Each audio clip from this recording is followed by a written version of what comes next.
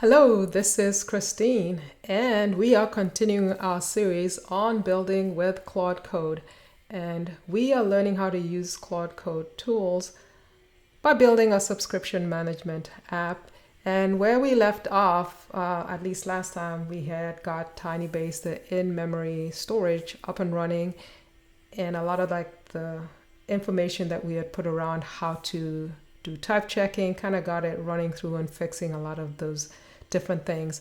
And a quick disclaimer is that when I finished my last video, I'd actually thought that the test subscription was not working correctly, but it was. I just wasn't looking properly. So test description. So every time I add a test description, a new one would show up as well. And apparently, even if I refresh the browser, I should be able to kind of get this to show all the time. So this is actually demonstrating that we have got local storage working pretty well. So in this particular episode, we are going to continue, and instead of having like a test form, we are going to be actually having real data. But as usual, good practice in between every session, and this is where we left off, we probably want to actually commit the code. So I would say check in the latest code, and I hope it knows that check in means commit. It does, so it's staging everything for commit and adding the files that were changed. And the really good thing that it can do for you is create really good commit messages. So let's see, it says this is a feature, it's implemented local first, and yes, I do want to continue. So go ahead and do that as well. And I have a functional local first prescription, and if I look at cursor, now we've got that code checked in as well. For whatever reason, sometimes I find that it doesn't check in changes that I make directly to Claude.md, so I sometimes have to just force that to happen. So what I do just real quick is I'm just opening a new window and commit the changes for Claude.md. So something like that, and I've got the Claude.md file checked in as well, and we have a fresh start, and we're going to go to the next step in our implementation plan. And I now want to actually add this information, so I will go back to my Claude and go ahead and do that. And where I was going to do that is go back to Claude Code, just like clear the conversation history, and then say create subscription edit forms, let it churn away and get that up and running. And I like the fact that it has these updated to-dos, like a little mini checklist of all the things that it needs to do. And go ahead and churn on that, and it's going to check the schema and everything to know what it needs to do. Because I cleared conversation history, it probably didn't remember all the things that it had done, but now it's just going to get the information relevant to what it needs to do.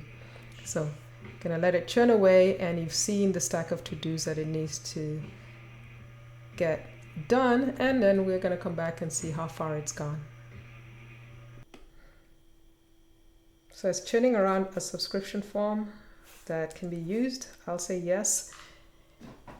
So after it creates this file, I'm assuming it's going to connect it to the app component, which is the next step, so that we can get up and running. Gotcha. So gotcha. Again, I don't have to look too hard, but I know that it was probably setting up a modal, which is what it looks like it's doing. Now, in reality, and a best practice is to just kind of take a look at the code and see what it's creating. But for the purposes of this demo, and it's a small app, I'm going pretty fast. But it's probably a good idea to be really well knowledgeable about what it's doing. That way, if something kind of goes horribly wrong, you should be able to debug it.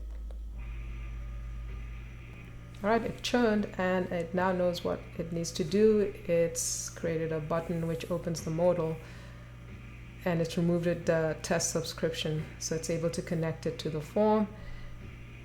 And now again, it's going to run the type checker just to make sure it hasn't introduced any TypeScript errors, and go ahead and make those changes as well.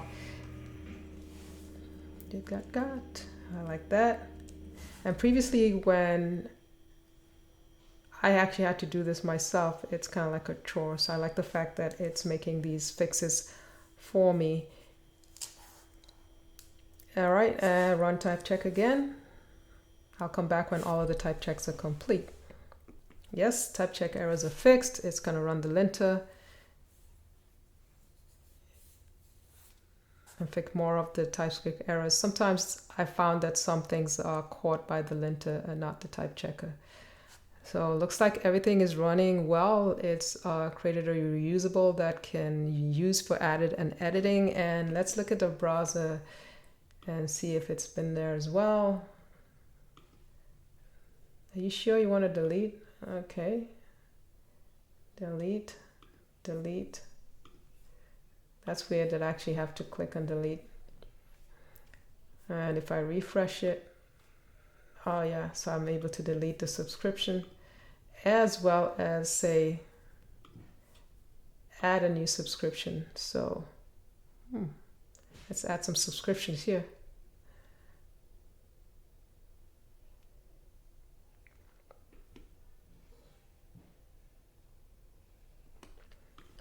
So we're going to add a subscription for, let's do ChatGPT. So I'm adding the information here, but as I'm doing so, I kind of noticed that I just want it kind of doesn't look that nice. Maybe the text is a little bit too close to the edge. So this is a good chance to use some of the other tools that you can use to debug to make this slightly better. So what's that tool? Oh, it's called Puppeteer, and Puppeteer is another MCP server tool that you can use to extend Claude and use it to capture screenshots. So I'm going to do that here. So going back to cursor, even though I kind of like what it's done, I am just going to exit here so that I can add this. So Claude MCP add Puppeteer, and similar to what we did before with the context 7, and then I'm gonna run Claude continue to kind of continue where I left off, and we're back in here. Okay, actually, you know what? I don't know if it picked up the MCP, so let's see. Claude. Yeah, let me quickly check something. Let me see if it picks up. I guess it doesn't remember it, but I want to continue from the previous one, so I'm going to go out again and show you how you can continue from a previous session. So if I want to continue or resume a previous session, I can just use the resume. It's going to give me a list of all the things I've done before. I can pick history from what I've done from previously. So now I'm back to the one that was there just previously. And I should have installed Puppeteer. And now what I'm going to tell it is I'm going to tell it to go to a particular URL and take a screenshot and just let me know what, and then tell it what I really want to see. You know what? That might be overkill. Why don't I just take a screenshot of the browser? So I'm just gonna here take a screenshot of this form.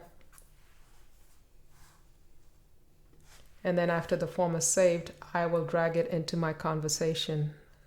And the way you drag it in is you can basically drag it from wherever it is that it's saved, or you can reference it. So here I've just dragged it here, and I will say, I'd like the text inputs to not be so close to the edges. And it should be able to understand the screenshot that I've taken and hopefully make some improvements potentially in the styling. All right, so it says it's going to add some padding to the form inputs, and hopefully that should help resolve what I'm seeing. It's reading the form and it's looking for what it needs to change. All right, does that look about right? Potentially. And if I were to go to the browser and look at the form, let's see if it's done some more work. Let's go back here and check if it's actually let's do the side by side. Let's make this edit. Oh, then the padding is huge. I mean, it's not terrible. It's doing that one by one. It's reading the files and making the changes to each form input. Could have probably done a search and replace and done it much faster, but this gives you a sense of what it's doing. All right, so it's able to add padding to all the form inputs so that now if I look at it, it kind of looks a lot nicer. Yeah, I like this a lot more, and I can go ahead and add the subscription for ChatGPT, and it's shown down here at the bottom. So looks like the form input is working pretty well. I can go back here and I said, looks good. Let's update the implementation plan with the completed items. And then after that, I will then check in the code and we will be done with this particular area. But I do actually also, once we're doing that, give you a sense of what you can do to take screenshots. So if I wanted to take a screenshot for the example of the same thing, let me go ahead and let it do that. Oh, did I have a deletion dialog? I just said yes, but I didn't even know that. So it's built proper subscription form, implemented added editing as well.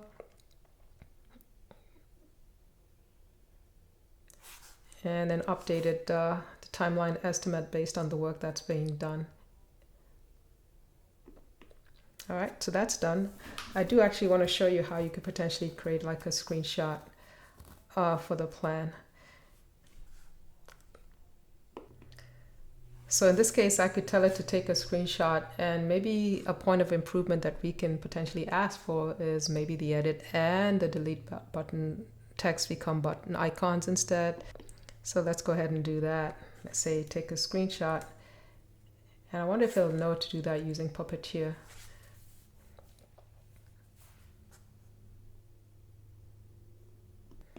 I actually went and just replaced it. It didn't actually take any screenshots, but I'll probably, hey, that's interesting. Starting browser and taking screenshot. Let's see what it's doing. I'm not sure that it's going to do the right thing, but I was hoping it would use the Puppeteer MCP server to do that. I find that really useful, especially when we're debugging certain things.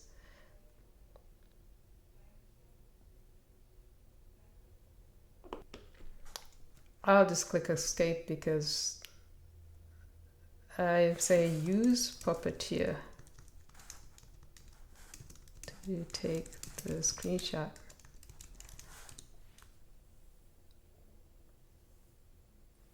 All right, so it's going to navigate to the URL, and I'll just let it know that the URL is 5173 because it seems to be thinking that it's 573.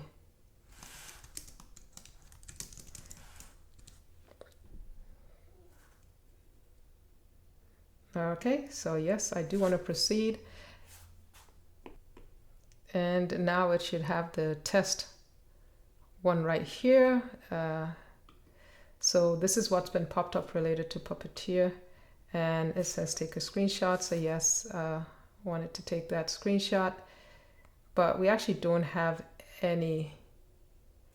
So it's actually using the tools to actually click on that to create a new subscription.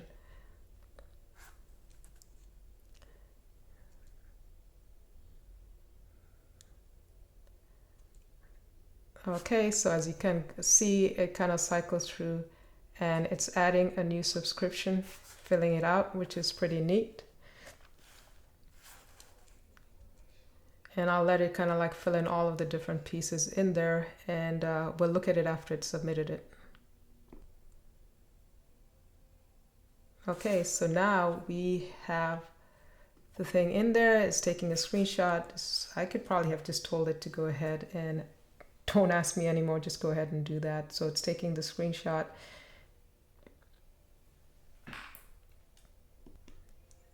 All right, so now it knows that it needs to replace the icon, the edit with the icons. This is just kind of like a way to just show you how you can use Puppeteer to navigate and do certain things with it as well.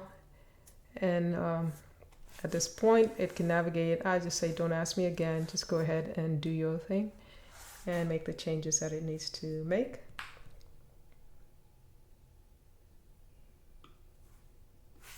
That looks much nicer. Yeah, I think this looks a little bit nicer. I like the color schemes that it's using.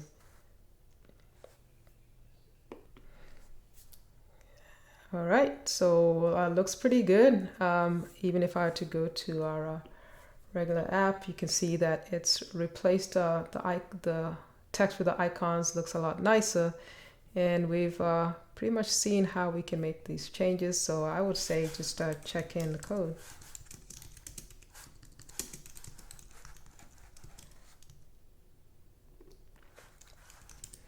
And with that, actually I wanted before I check in, but I'll just tell it to update the implementation plan offline. But this was longer than the last session, but we got some good things going in terms of what it was doing. And so it's going to check in the code. But in the next step, we are going to be probably seeing what other features with Claude we can play around with as we continue working on this subscription app. So hopefully you enjoyed this session, and looking forward to the next episode where we are going to be continuing building with Claude Code.